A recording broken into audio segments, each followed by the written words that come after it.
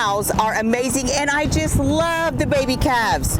There is nothing that makes me happier than watching little baby calves frolic around, especially after the crazy winter we've had.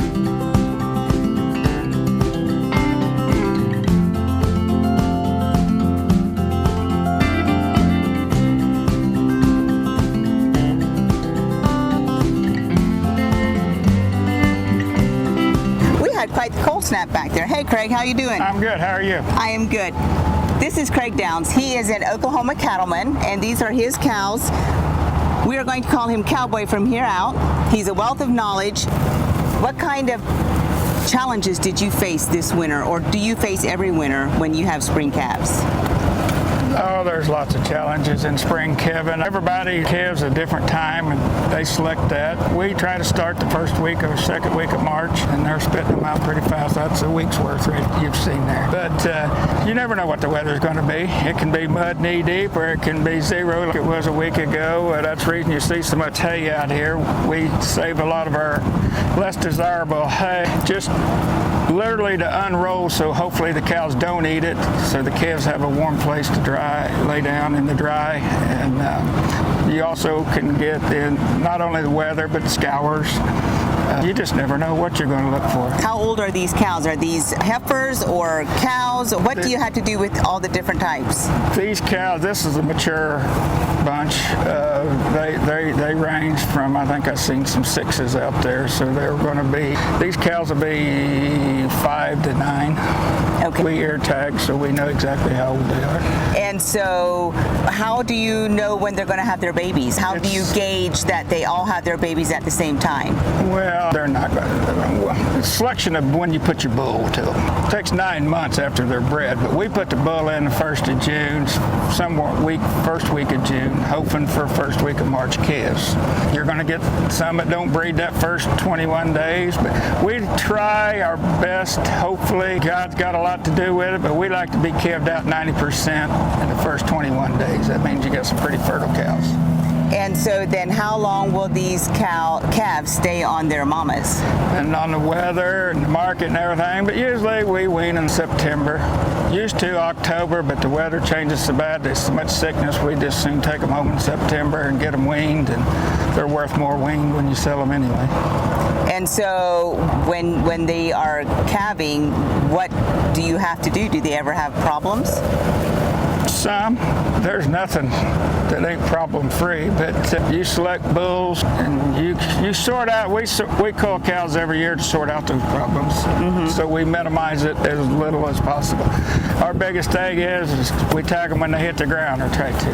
And when they're being born, let's say you are having a problem with someone, how do you catch? Do they just let you walk up to them when they're having a problem, or how do you help them in a big open pasture like? If they're down enough, you can just walk up to them pulling. You got problems. Okay. I'm not saying it don't happen. One down straining, but we usually take them up there a quarter of a mile to the crib, half a mile. And then I see some of these babies have tags on them. What are the tags? It's just we mark them that way. We know which cows calved that way, and it's easier when you drive through here and you see one with no tag. You got a new calf in there. Okay. We count them too, but it's just easier. And we write down we keep a list of the cows that's calved, and we go to them, make sure they've been sucked. So during the winter, what do you typically feed your cows, or how much care can you feed them? Once a month, once a week? How often do you feed them? Again, every rancher's different and feeds a different feed. We try to feed a decent quality of hay, and we feed, usually in the winter, we feed these dry cows, which they've wintered good, I think, if you want to look at them. Around 8 pounds of, say, commodity mix every other day. What is a commodity mix? They mix it all different ways, but if you want to see it, this here is corn, gluten, and wheat midds. Oh, and you give that on top of your hay? Yes. What is the hay for? Is that just refuge? You can't feed them enough for this to survive. Is there protein in here? This is a 14%. Nice. How much protein does a cow need to go through a winter good? Again, you could ask 14 guys and get 14 answers. We feed this commodity mix because we feed in troughs down there. I did this just today I can see the babies better than when they're bunched at the trough. But okay. 8-pound. A lot of your guys will just feed like, some guys feed 30% cubes. We don't like cubes. They cost too much. Like again, everybody has a different scenario. Some guys got dead grass. They want to eat that. They feed a high energy cube, which will make the cows gut want them to eat more roughage. And so then you've calved them, and I'm assuming they stay with the mamas during the summer? And then we'll drag them up here to the corral here when we get everything calved out. Hopefully, we only leave bulls on 90 days. Okay. These calves are all within 90 days of age. And hopefully there ain't but a handful that's not 30 days apart. We'll take them up, we worm the cows, we give 2 rounds of shots to the calves, cut the bulls, most of them, and vaccinate them, then we turn them right back here. They'll stay right here till we wean them. And then what do you do with them? The cows, the calves, we take them home to the feed pens, wean them, And 30, then 45, 60 days, just depending on the market. How much do they weigh at that point? Well, we don't creep feed at all, except we might pull creep feeders in here the last 30 days just to break them to eat, because they're not old enough to eat with their mamas the way we calve. We are done feeding by the time these calves know what feed is. So we've started to pull a creep feeder in here and take them home, and then they know how to eat grain at least. Mm-hmm. And we'll give them their second round of shots usually when we wean them, if we don't have them already done, and then just feed them. So then when you go to sell the calves, who buys your calves? Do you take them to neighbors, or do you have, where do you sell them? To get promotion out of this, we take a lot of calves to Coffeeville, but we have sold some private calves at home. So I'm assuming Coffeeville is the stockyards. Yes. And people truck loads of cattle there. Yes. And you don't really know who's going to buy them once you take them to a stockyard. We have sold them private some. We sold our steers last fall to a private individual. But when we work, after we wean the calves, let the cows dry, we'll go in, vaccinate. First we preg, and then we vaccinate the cows, worm the cows. If they need new ear tags, we take care of that while they're in the chute. And then I'm horrible about sorting, so I like to wait till they're dry to move, so I can move them around if I want to. What do you mean dry? After they're dried, their bags have dried up from the calves being on them. Oh, after the calves. If you drive these up here to the corral, jerk them calves off of them, and load some of them cows and take them to a different place, they'll be back here in the morning looking for their calf. So then how do you wean them? This is the last place they saw their calf. They will stay here. I'm saying you can move the calf, do not move the cows while they're wet. That's why we usually wait. Well, you need to wait. A good thing is 60 days at least after you pull the bulls anyway, so to get a sure enough good test.